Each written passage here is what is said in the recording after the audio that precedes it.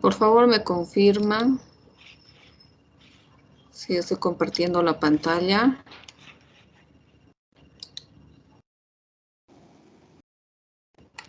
Sí, doctora. ¿Sí? Sí, doctora. Muy bien. Muy bien, entonces vamos a continuar haciendo un breve repaso. ¿Qué estudia la fisiología humana, jóvenes? A ver, ¿qué estudia la fisiología humana? La fisiología humana es la ciencia que estudia el funcionamiento del cuerpo humano, ¿no es cierto? Eso es lo que vimos. Y el organismo es capaz de detectar la presencia de cambios en el medio interno y de controlarlos. Entonces, la anterior clase vimos, ¿no es cierto?, que la célula vive en un medio acuoso. Por lo tanto, ¿no es cierto?, vimos que comprende dos compartimentos. Uno que es el compartimento extracelular y el compartimento intracelular. Dentro del compartimento extracelular está el líquido intersticial, es el líquido que rodea, ¿no es cierto?, a la célula, y el líquido intravascular, que se encuentra en el torrente sanguíneo. Entonces, ¿cuál es ese líquido intravascular? El plasma. Muy bien. Entonces, acá nos dice el organismo es capaz de detectar la presencia de cambios en el medio interno. Cuando hablamos del medio interno, estamos hablando del líquido extracelular. Por lo tanto, estamos hablando del líquido intersticial y del líquido intravascular.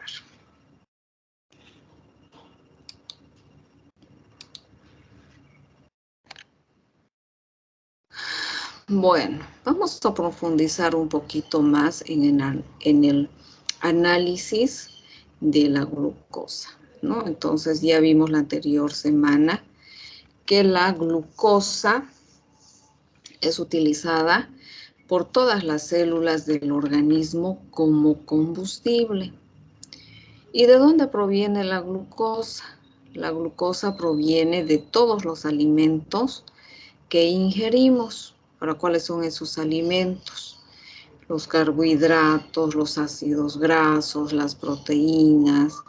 Entonces, de ahí proviene la glucosa, que dijimos que es un elemento fundamental, porque a partir de la glucosa y el oxígeno, acá a nivel de la mitocondria, proviene la energía. Por lo tanto, esa energía necesita la célula para poder estar viva. Ahora, la proporción de glucosa que emplea cada célula varía y depende de su actividad. En una persona que está en reposo, seguramente que necesita menor proporción de glucosa. En cambio, aquella persona que hace actividades, realiza ejercicios y está siempre en movimiento, la proporción de glucosa que requiere es mucho más, ¿no es cierto?, de aquella persona que está sedentaria. Entonces, por eso que la glucosa depende de la actividad que realice la persona. Ahora, no olviden, jóvenes, que los elementos importantes que necesita cada célula es el oxígeno y la glucosa. Y obviamente la glucosa, no se olviden, que proviene de los carbohidratos, proviene de las proteínas, proviene de los ácidos grasos. En sí, en su conjunto, ¿no? De todos esos elementos. Acá, ¿cómo se obtiene la glucosa? Ya dijimos, de los alimentos. Nuestro organismo no genera glucosa, sino que proviene esta glucosa de los alimentos. Una vez que se degradan los alimentos por acción de las enzimas digestivas, en este caso de las enzimas que se encuentran en el estómago y en el intestino, se absorbe, ¿no es cierto?, esta glucosa a nivel del intestino y esta glucosa pasa al torrente sanguíneo.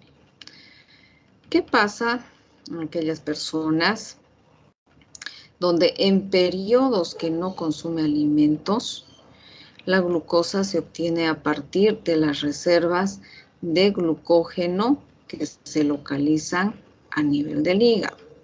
Entonces, aquellas personas que están en ayunas, y ya dijimos que todas nuestras células y nuestros tejidos y órganos necesitan de glucosa, lo que hace es sacar glucosa a partir del glucógeno. Y este glucógeno se encuentra almacenado acá en el hígado, como también en los músculos y en el tejido graso. Ahora, ¿cuál es el papel de la insulina?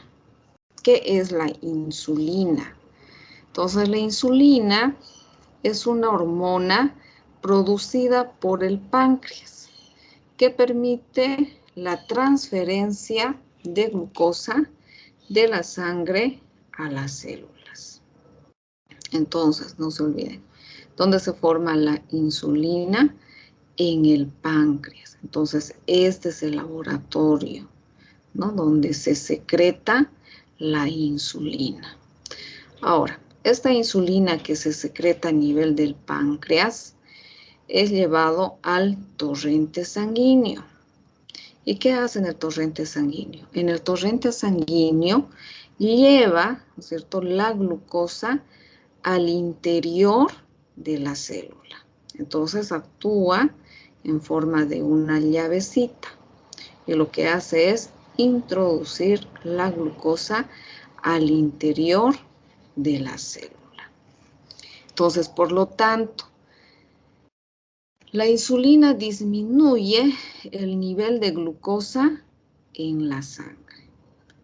Lo que hace es disminuir el nivel de glucosa a nivel de la sangre. Y en ausencia de insulina, dicho nivel se eleva y en las células se agota la insulina. ¿Qué quiere decir? Si no hay insulina, por lo tanto, las células no van a recibir esta glucosa. ¿Por qué? Porque no van a tener esta llavecita de entrada al interior de la glucosa. Entonces, acá podemos ver en esta imagen más ampliado, ¿no? Entonces, esta es la insulina que actúa en forma de llavecita. Lo que hace es introducir la glucosa al interior de la célula. Y si no hay insulina, por lo tanto, no va a haber, ¿no es cierto?, esta fuente de energía que necesita la célula, que es la glucosa. Eso en cuanto al papel de la insulina.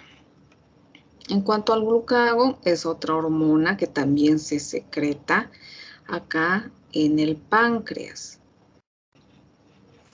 Y el glucagón se opone a las funciones de la insulina.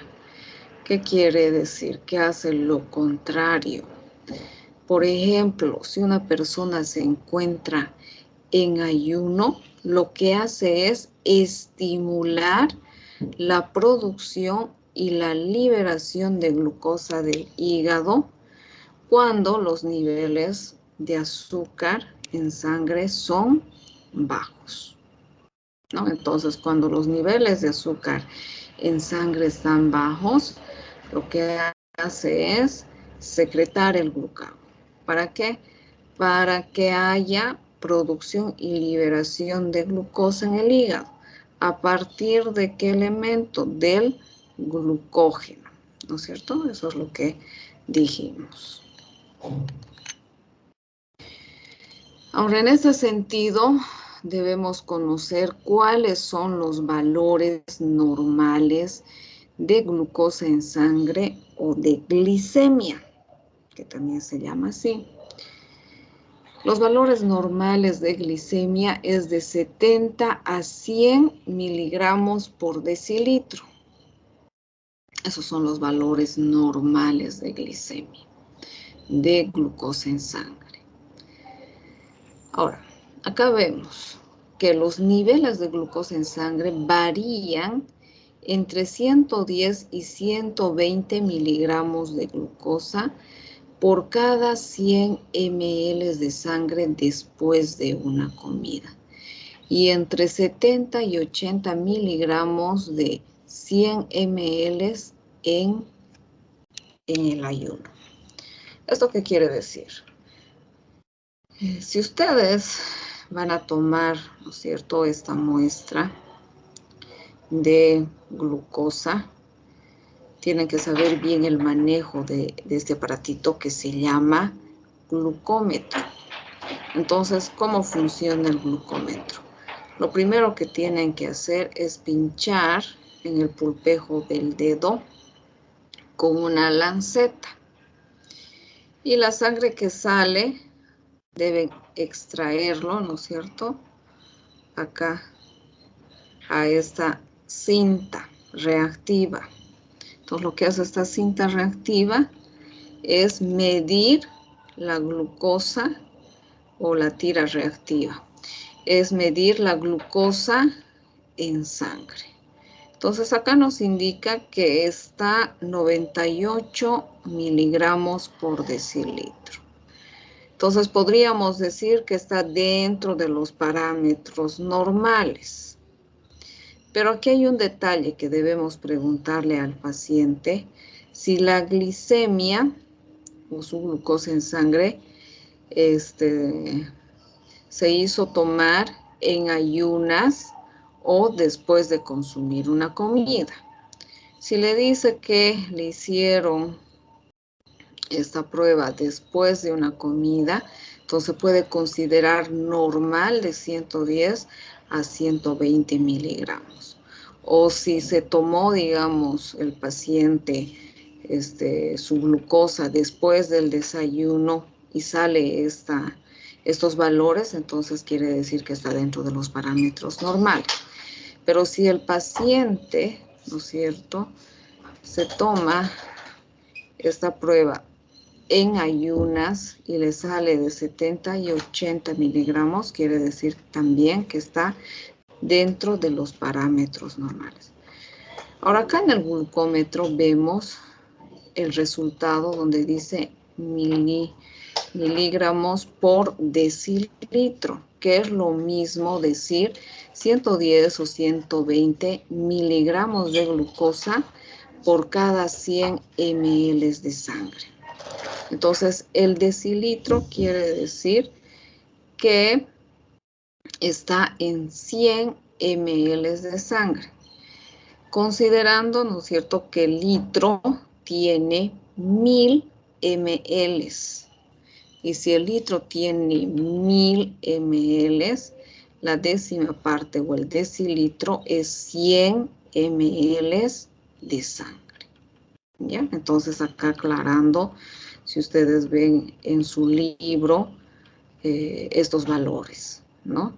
Entonces, a veces surge la pregunta: ¿por qué acá dice 100 ml de sangre y acá en el glucómetro dice decilitro?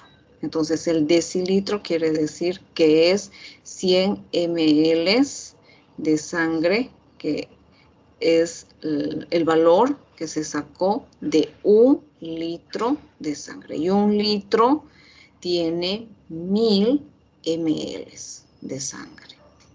¿Ya? Esa es la medida. Bien.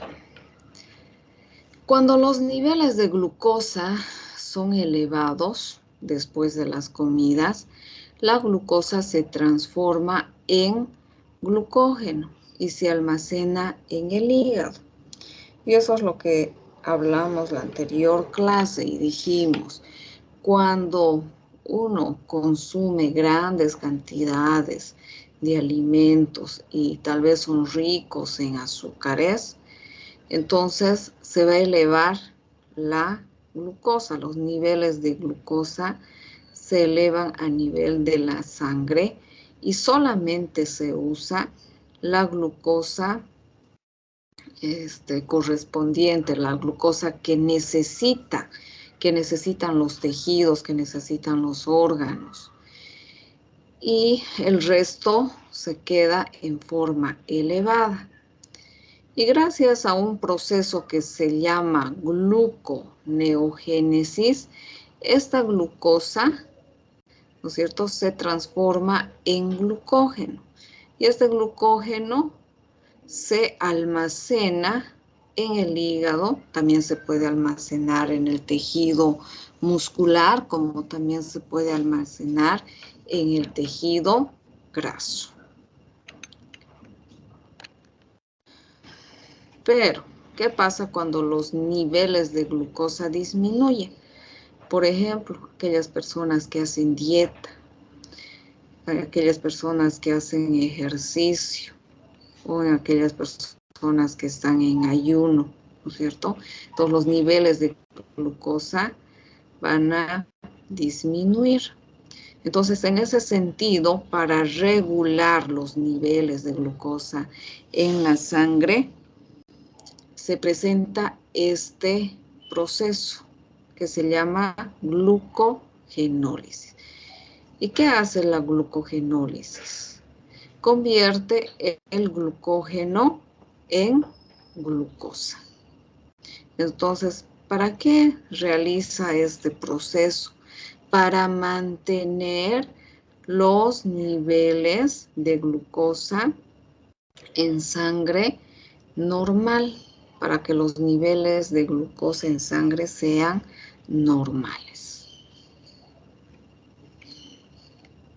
Entonces hay dos fenómenos que se presentan, uno que es la glucogenólisis y el otro que es la gluconeogénesis. La gluconeogénesis, no se olvide, es cuando transforma la glucosa en glucógeno y el glucógeno se almacena en el hígado. Eso en casos cuando la glucosa está elevada en sangre. ¿Y qué pasa cuando los niveles de glucosa están bajos? Se presenta este fenómeno, ¿no? Este proceso que es la glucogenólisis, donde el glucógeno se convierte en glucosa. ¿Para qué? Para mantener los niveles de glucosa en sangre en forma normal. ¿Y qué pasa cuando se rompe el equilibrio? Cuando nuestro organismo no puede compensar y al no compensar no mantiene la glucosa con los niveles normales. Entonces, cuando se rompe este equilibrio, se presenta la enfermedad. Y acá vemos dos extremos, ¿no es cierto? Si estamos hablando de la glucosa, acá vemos que puede presentar la persona una hipoglucemia o una hiperglucemia. Entonces, cuando hablamos de la hipoglucemia o la hipoglicemia, porque también es aceptada esa terminología, de las dos formas, ¿no es cierto? Nosotros podemos mencionar como hipoglucemia o como hipoglicemia. Entonces, hipo quiere decir, el prefijo hipo quiere decir disminución. Y glu o gli quiere decir glucosa. Y la terminación emia quiere decir sangre. Entonces, disminución de glucosa en sangre. Entonces, la hipoglucemia o la hipoglicemia quiere decir disminución de glucosa en sangre. Entonces, dijimos que los valores normales de glicemia es de 70 a 100 miligramos por decilitro. Entonces, esta persona tiene 48 miligramos por decilitro. Entonces, esta persona tiene una hipoglicemia o una hipoglucemia. Pero, ¿qué pasa acá? ¿Qué querrá decir hiperglucemia o hiperglicemia? A ver. ¿Que aumenta la glucosa en sangre? Ya, hiper, el prefijo hiper, aumento de quiere decir glicemia en sangre, ¿cierto? Entonces, aumento de glicemia en sangre. Esta es disminución, esto es aumento, ¿no? Entonces, acá los niveles de glicemia están elevados. Si tomamos en cuenta el valor referencial, es de 70 a 100 miligramos por decilitro. Y esta paciente tiene 586 miligramos por decilitro. Entonces tiene una hiperglicemia. Muy bien.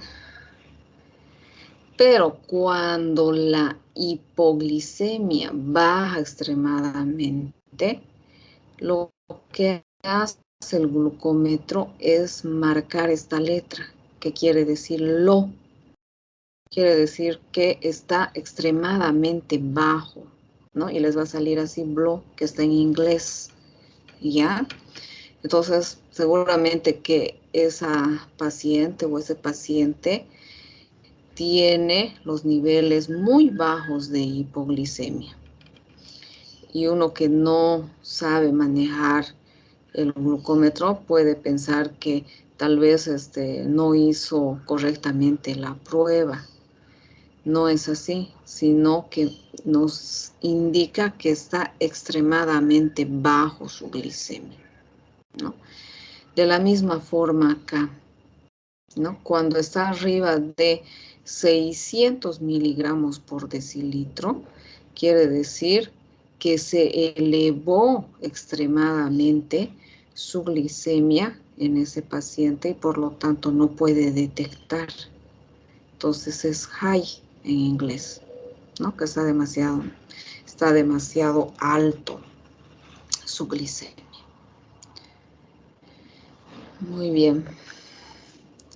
Y dijimos, ¿no es cierto?, que la glucosa es un elemento muy importante en las células del cuerpo humano y principalmente en los órganos vitales. Los órganos vitales como el cerebro, el corazón, los riñones, los pulmones. Si no llega adecuadamente glucosa, entonces puede llegar a morir, ¿no es cierto?, la célula. Ahora vamos a hablar de la hipoglucemia o la hipoglicemia. Entonces, son dos elementos muy importantes que necesitan nuestras células. Bueno, y en este sentido, ¿no es cierto?, dándole la importancia al cerebro, al sistema nervioso. Entonces, cuando hay una disminución de glucosa en sangre, las personas presentan toda esta sintomatología, que es sudoración, palidez, irritabilidad, tienen hambre, falta de coordinación, somnolencia, ¿no? Entonces, si presentan esta sintomatología, puede ser que esa persona o ese paciente tenga hipoglicemia. Y acá es importante conocer y también orientar a algunas personas que hacen dietas extremas, jóvenes, ¿no es cierto? Porque quieren verse delgados y ellos piensan que al no comer van a ser más delgados y evidentemente como nuestro organismo necesita glucosa para que nuestras células puedan funcionar adecuadamente, entonces como un mecanismo compensatorio para mantener esos niveles de glucosa, lo que hace es, ¿no es cierto?, convertir el glucógeno en glucosa, que está almacenado a nivel del hígado. Ahora, ¿dónde se encuentra otra fuente de energía? En el tejido graso. Entonces, saca también energía del tejido graso. ¿Dónde se encuentra también como glucógeno, la glucosa? En el tejido muscular. Entonces, va sacando de estos órganos, ¿no es cierto?, la glucosa, ¿para qué? Para mantener los valores normales. Pero si la dieta es muy prolongada, abarca semanas y meses, entonces ya no tiene de dónde más sacar glucosa a nuestro organismo para mantener esos niveles. Y lo que hace es sacar glucógeno del músculo cardíaco.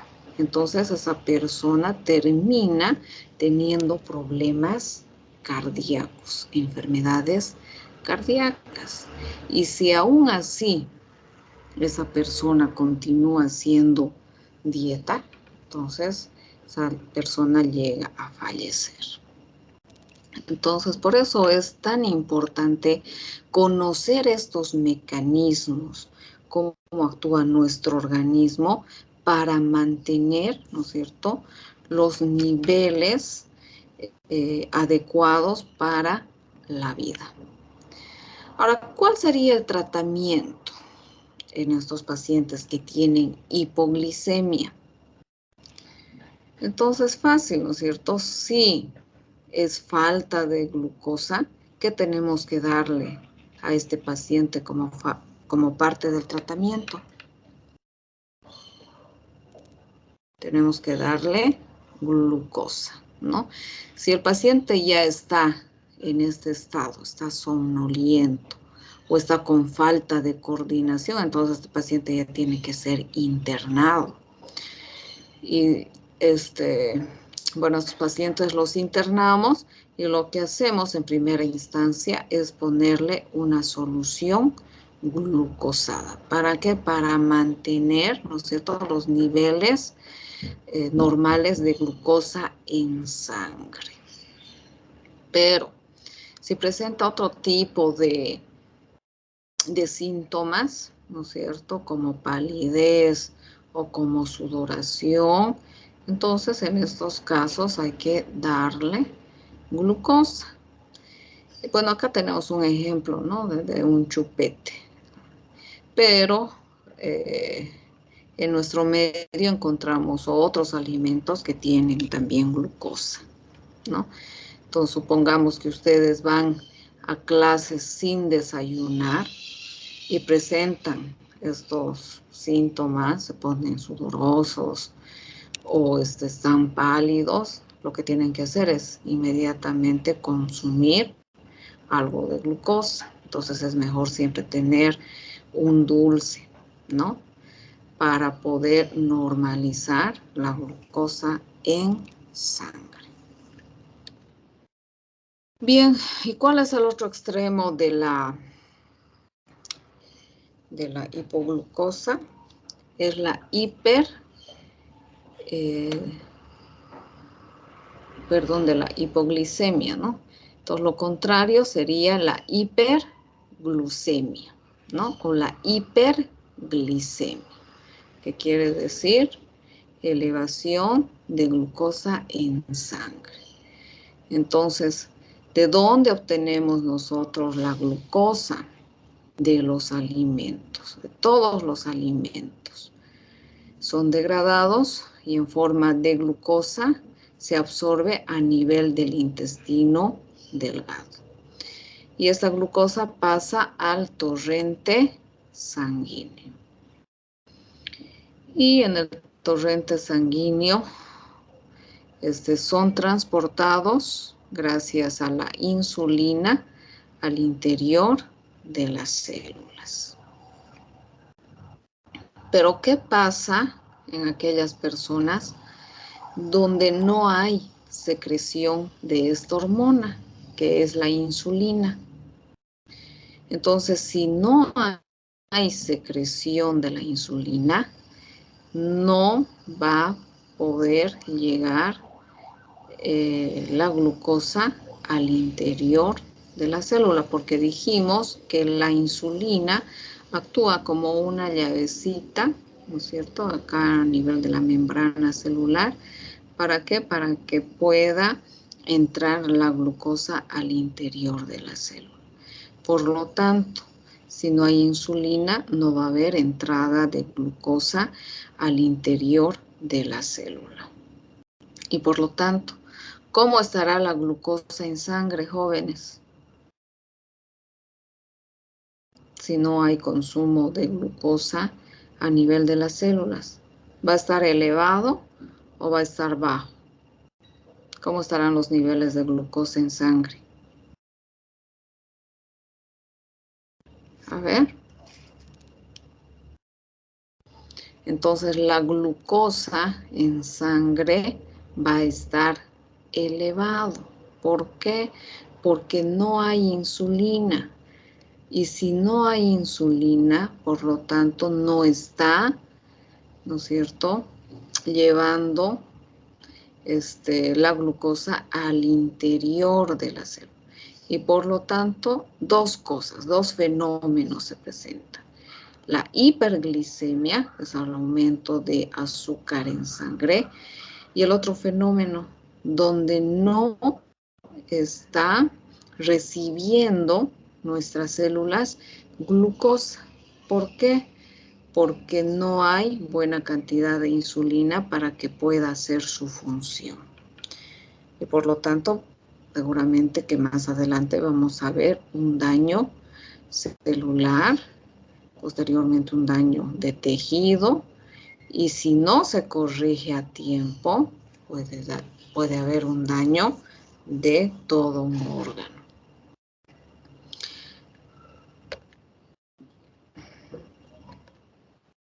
Ahora, ¿dónde se deposita la glucosa? Entonces ya dijimos, en forma de glucógeno está a nivel del hígado, a nivel del músculo, y también se deposita la glucosa en el tejido graso, ¿no? En esos tres órganos. Esos son los depósitos de glucosa. Ahora, ¿cuáles serán los síntomas de aquellas personas que tienen hiperglicemia?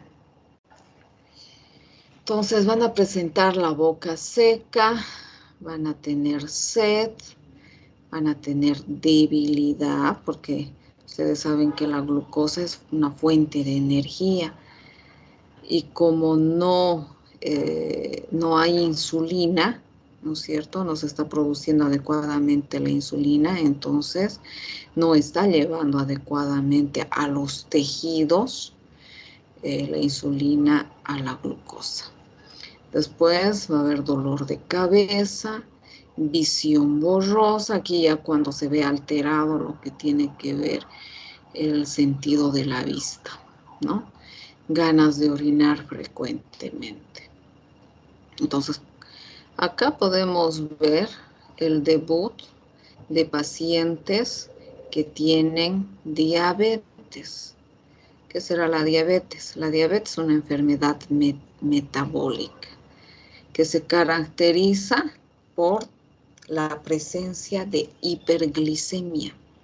Entonces, cuando los niveles están elevados en sangre, ¿no? Entonces, ¿qué presenta en la clínica los pacientes diabéticos? Presentan polidipsia, ¿no? Que tienen bastante sed, polifagia, que tienen bastante hambre, y poliuria. Entonces son pacientes que orinan frecuentemente, ¿no? Esa es la sintomatología de un paciente diabético. ¿Cuál sería el tratamiento para esos pacientes que tienen hiperglicemia? Si no hay buena secreción de insulina, entonces a estos pacientes hay que administrarles insulina, ¿no? Si la lesión es a nivel del páncreas y el páncreas no está secretando adecuadamente insulina, entonces se le debe administrar insulina. ¿Para qué? Para mantener los niveles de glucosa en sangre con los valores referenciales que tienen que ser normales.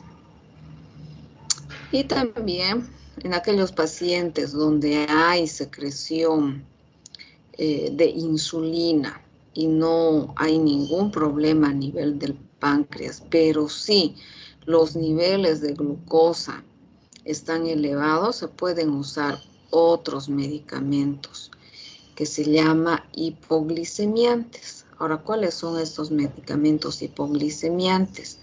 La metformina y la glibenclamida, ¿no? Esos son los medicamentos que se usan en los pacientes que tienen hiperglicemia. Pero como parte del tratamiento, también tiene que ir acompañado de una dieta.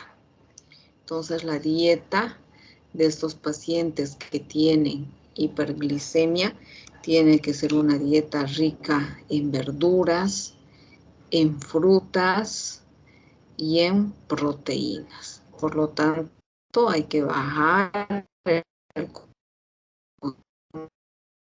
alimentos que son carbohidratos, y en este caso lo que tiene que ver con las harinas. Y como parte del tratamiento, también se les indica a estos pacientes que deben realizar ejercicio. Y eso ya lo vimos. ¿Cómo ayuda el ejercicio? El ejercicio ayuda porque nuestro cuerpo necesita de mayor consumo de glucosa. Entonces, cuando una persona hace ejercicios, necesita mayor consumo de glicemia, de azúcar. Bien, eso en cuanto al tratamiento. Ahora, el organismo es capaz de detectar la presencia de cambios en el medio interno. Entonces, este es uno de los ejemplos que damos, ¿no? Acerca de la glucosa. Entonces, nuestro organismo detecta estos cambios que hay en el medio interno y trata de controlarlos. Entonces, ya hablamos por qué mecanismos trata de controlarlos. Y en este caso hablamos de dos hormonas, que es la insulina y el glucagón.